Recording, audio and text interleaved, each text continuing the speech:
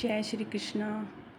दोस्तों, क्या आपने कभी सोचा है कि आखिर क्यों कुछ घरों में ऐसी संतान पैदा होती है जो अपने माता पिता को बहुत दुख देती है।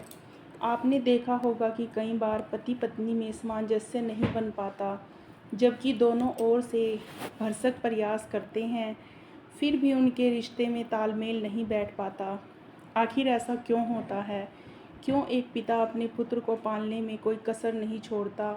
वह हर संभव प्रयास करता है कि उसका बेटा हमेशा सुखी रहे, लेकिन जब वह बेटा बड़ा होता है तो वह अपने पिता को दुख देता है। क्यों एक व्यक्ति अपने खान पान में सतर्कता बरत है, संयमित जीवन जीता है, फिर भी उसका पूरा जीवन बीमारियों से घिरा रहता है, और कोई व्यक्ति दिन रात मेहनत करने के बाद भी अभावों में जीवन बिताने को मजबूर होता है? आखिर ऐसा क्यों होता है? ऐसे अनगिनत प्रश्न हैं जो हमारी समझ से परे हैं। हमारे धर्म ग्रंथों के अनुसार पूर्व जन्मों में किए गए कर्मों का फल हमें इस जन्म में भुगतना पड़ता है। कर्म चाहे अच्छे हों या बुरे, लौट कर जरूर आते हैं। कोई माने या ना माने, लेकिन यह बात बिल्कुल सत्य है कि हमारे कर्म हमारे पास वापस जरूर आते हैं। कहीं किसी के घर में सुख देने वाली संतान जन्म लेती है तो कहीं दुख देने वाली। आखिर ऐसा क्यों होता है? कहीं ना कहीं यह सब हमारे अपने ही कर्मों का फल है, जिसके कारण यह सब होता है। इन सब बातों को समझने के लिए हम आज आपको एक कथा सुनाने जा रहे हैं जो हर व्यक्ति के लिए महत्वपूर्ण है। मेरा आपसे निवेदन है, इस कथा को अंत तक पूरा सुनिए। इसमें हम आपको बताएंगे कि कैसे पूर्व जन्म में किए गए कर्म इस जन्म में हमारे जीवन को प्रभावित करते हैं। दोस्तों, कथा को शुरू करने से पहले कमेंट बॉक्स में लिखिए जय श्री राधे और वीडियो को लाइक करें। देर न करते हुए इस कथा को शुरू करते हैं। यह बहुत पुराने समय की बात है। एक गांव में दो कुत्ते रहते थे। दोनों पक्के दोस्त थे। वे हमेशा साथ रहते, साथ खेलते, साथ खाते पीते और साथ ही सोते थे। उनमें से एक का नाम धीरू और दूसरे का नाम वीरू। एक दिन धीरू और वीरू जब आराम से बैठे थे तो आपस में बातें करने लगे। धीरू बोला, मित्र वीरू, कभी कभी मैं सोचता हूँ कि हमने कौन से ऐसे बुरे कर्म किए थे जो हमें इस जन्म में कुत्ते का जन्म मिला है। सुबह से शाम तक दौड़ते दौड़ते हालत खराब हो जाती है, तब कहीं जाकर पेट भरने का थोड़ा बहुत मिलता है। कई बार तो जिस दरवाजे पर जाते हैं वहाँ से डंडे मारकर भगा दिए जाते हैं। खाना तो दूर की बात है, उल्टा डंडे की मार खानी पड़ती है। वीरू ने सहमति जताते हुए कहा, मित्र धीरू, तुम बिल्कुल सही कह रहे हो। कभी कभी तो बैठने की भी जगह नहीं मिलती। जहाँ थोड़ी देर के लिए बैठता हूँ तो कोई आकर डंडे मारकर वहाँ से भगा देता है। ना तो ठीक ही बैठ पाते हैं, ना आराम से लेट पाते हैं। सच कहूँ तो अब यह जीवन बोझ लगने लगा है। धीरू ने सिर हिलाते हुए कहा, वीरू, उसमें कोई शक नहीं कि हमने पिछले जन्म में जरूर कोई बुरे कर्म किए होंगे। यही वजह है कि हमें इस जन्म में यह दुख भरा जीवन जीना पड़ रहा है। धीरू आगे कहता है, वीरू, मुझे लगता है कि हमें सब कुछ करना चाहिए। क्यों ना हम तीर्थ यात्रा पर जाएं। तीर्थ की यात्रा भगवान के दर्शन और साधु संतों का आशीर्वाद लेने से हम दोनों का कल्याण हो सकता है। यह जन्म तो हम नहीं बदल सकेंगे, लेकिन कम से कम अगला जन्म तो सुधर ही सकता है। यही सोचकर एक दिन धीरू और वीरू ने तीर्थ यात्रा पर जाने का निश्चय किया।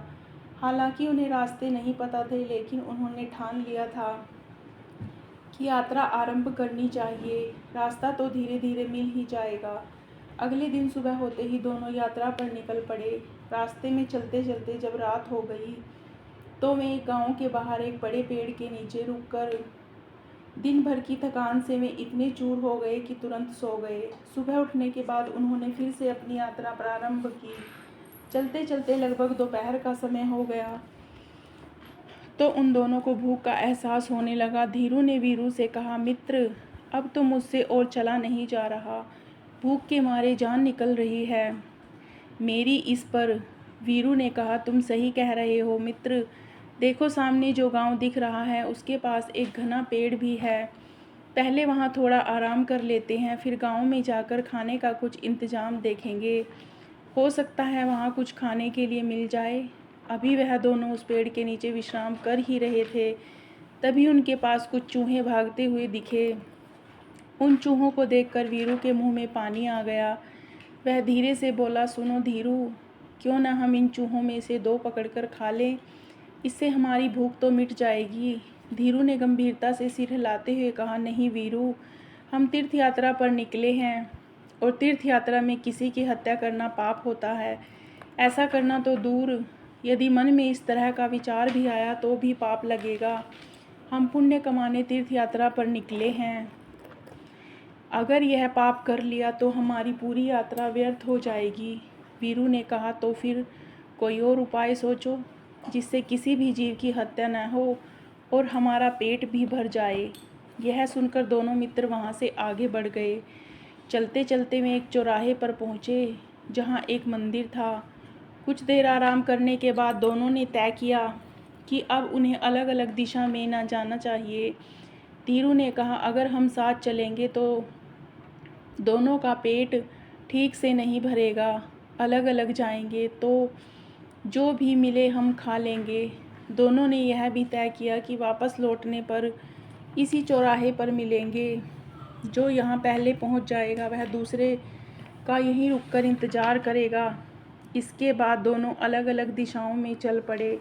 धीरू चलते चलते एक गाँव में जा पहुँचा। उस गाँव में एक सोनार रहता था। उस समय वह सोनार पूजा कर रहा था और उसकी पत्नी ने उसके लिए खाना तैयार करके थाली पर में परोसा था। थाली में पूरी, सब्जी, खीर, दाल, चावल, अचार, दही आदि सजा कर रखे हुए थे। वह सोनार पूजा खत्म करके भोजन के लिए बैठा ही था कि तभी धीरू झट से थाली में मुंह डालकर 2-3 पूरियां उठाकर वहां से भाग गया। सोनार यह देखकर हंसते हुए बोला, राधे कृष्ण, राधे कृष्ण। उसने उठकर हाथ धोकर अपनी पत्नी से कहा, बेचारा यह कुत्ता बहुत भूखा लग रहा है, इसलिए तुम यह थाली इसे ही खिला दो, शायद इसकी भूख मिट जाए। सोनार की पत्नी को यह बात बिल्कुल पसंद नहीं आई। वह गुस्से में बोली, यह आप क्या कह रहे हो? इस कुत्ते को यह थाली, इसमें मैंने कितनी मेहनत से स्वादिष्ट पकवान बनाए हैं और आप इसे कुत्ते को खिलाने की बात कर रहे हो? सोनार के मन में दया का भाव उमड़ पड़ा। उसने अपनी पत्नी से कहा, तुम सही कहती हो, पर शायद यह कुत्ता बहुत भूखा है। क्या पता इसके भाग्य में ही आज यह थाली लिखी हो। कहते हैं दाने दाने पर खाने वाले का नाम लिखा होता है, इसलिए इसे यह थाली मिलनी ही थी और इसे झूठा कर दिया। इसके बाद सोनार ने धीरू को पेट भर खाना खिलाया। धीरू ने तृप्त होकर सोनार को मन ही मन दुआएं दी और आशीर्वाद देते हुए वहाँ से चला गया। उधर वीरू इधर उधर भटकते हुए एक व्यापारी के घर जा पहुँचा। व्यापारी ग्राहकों से झगड़कर थका मांदा अपने घर लौटा था। उसकी पत्नी ने उसके लिए तरह तरह के पकवान और मिठाइयों से सजी थाली रखी थी और वहाँ से चली गई। जब वह व्यापारी खाने के लिए बैठा और थाल खोलकर भोजन करने के लिए तैयार हुआ ही था कि तभी वीरू ने मौका पाकर थाली में मुंह डाल दिया और एक रोटी का टुकड़ा तोड़कर भागने की कोशिश करने लगा। यह देखकर व्यापारी का पारा चढ़ गया। उसकी आंखें गुस्से से लाल हो गई। उसके कोने में रखी लाठी उठाई और गालियां देते हुए वीरू की कमर पर जोर से वार किया। दर्द से चिल्लाते हुए वीरू वहीं गिर पड़ा। उसकी कमर टूट चुकी थी और वह भागने में असमर्थ हो गया। व्यापारी ने गुस्से में आकर उस पर 2-4 लाठियां और मार दी। वीरू अधमरा हो गया। वह सोचने लगा, मैं तो यहाँ पेट की आग बुझाने आया था, लेकिन यहाँ तो जान पर बन आई। वह व्यापारी कितना निर्दयी है कि एक पूड़ी का टुकड़ा भी बर्दाश्त नहीं कर सका और मेरी कमर तोड़ डाली। इधर धीरू पेट भर खाना खाकर चौराहे पर आराम से बैठा था और अपने साथी वीरू का इंतजार कर रहा था। वह बार बार इधर उधर देखता, लेकिन वीरू कहीं नजर नहीं आ रहा था। समय बीतता गया और जब वीरू नहीं लौटा तो वह लाचार और उदास होकर चौराहे पर बैठ गया। थोड़ी देर और इंतजार करने के बाद धीरू ने फैसला किया कि वह वीरू को ढूंढने निकलेगा। उसका दिल बेचैन था और वह अपने दोस्त की तलाश में चल पड़ा। कुछ दूर चलने के बाद उसे वीरू नज़र आया। वह दौड़ते हुए उसकी तरफ बढ़ा। उसकी टूटी हुई कमर देखकर वह बहुत ही दुखी हुआ। उसने पूछा, भाई, यह तुम्हारे साथ क्या हुआ? ऐसा किसने किया? कौन इतना निर्दयी है जिसने तुम्हारी कमर तोड़ दी? फिर एक रोटी के लिए वीरू की आंखों में आंसू आ गए। उसने दर्द से कहराते हुए धीरू को पूरी कहानी सुनाई। कहानी सुनकर धीरू की आंखों में आंसू आ गए। वह दुख से भर गया। कहानी सुनाकर वीरू गुस्से में बोला, मैं उस व्यापारी से बदला जरूर लूँगा। उसे बताऊँगा कि खुद की कमर कैसे टूटती है। लेकिन वह क्या करता? वह तो मजबूर था। वह अधम योनि में जो जन्म ले चुका था और वह कुत्ते की योनि में था। धीरू भी कृतज्ञ होकर बोला, मुझे भी उस सुनार का कर्ज चुकाना है। उसने मुझ पर इतनी कृपा की है। इन सब बातों पर विचार करते हुए आखिर में दोनों कुत्तों ने यह फैसला किया कि उन्हें अब अपने प्राणों को त्याग देना चाहिए और प्राण त्यागने के पश्चात उनके घरों में जन्म लेना चाहिए। इसके बाद दोनों कुत्ते धीरू और वीरू एक नदी में डुबकी लगाकर अपने प्राण त्याग देते हैं। संयोगवश व्यापारी को एक संतान नहीं थी और ना ही सोनार को। सोनार के घर धीरू का जन्म हुआ और व्यापारी के घर वीरू का। व्यापारी बहुत खुश हुआ, लेकिन उसकी खुशी ज़्यादा देर नहीं टिक पाई। जैसे ही व्यापारी के घर पुत्र पैदा हुआ, उसका बैल मर गया और उसकी पत्नी भी बीमार रहने लगी। साथ ही उसके बेटे के पहले ही जन्मदिन पर व्यापारी के हरे भरे खेतों में जानवर घुस गए, जिससे व्यापारी का जीवन मुश्किलों से भर गया। उधर सोनार के घर में भी जब पुत्र पैदा हुआ तो पुत्र के जन्म के साथ ही सोनार की पगड़ी राज दरबार में ऊंची हो गई। सोनार ने राजा को एक युद्ध में जीत की बात बताई, जिससे प्रसन्न होकर राजा ने उसे राज्य मंत्री नियुक्त किया। उसे एक महल और अपार धन भेंट दिया। जैसे जैसे सोनार का बेटा बड़ा हुआ, वह अपने पिता के समान तेजस्वी और गुणी साबित होने लगा। उसने कम उम्र में ही शास्त्रों का गहन अध्ययन कर लिया था। उसकी विद्वता का आलम यह था कि बड़े बड़े विद्वान भी उसके शस्त्रार्थ में पराजित हो जाते थे। यह देखकर सोनार का हृदय गर्व और आनंद से भर जाता है, क्योंकि उसका पुत्र उसे हर कदम पर सुख देता था। वह दूसरी ओर व्यापारी का बेटा बिल्कुल अलग स्वभाव का निकला। वह आलसी और दृष्ट प्रवृत्ति का था। वह छोटी बड़ी बात पर अपने पिता को ताने मारता, गालियाँ देता और घर का पैसा जुए में बर्बाद करता।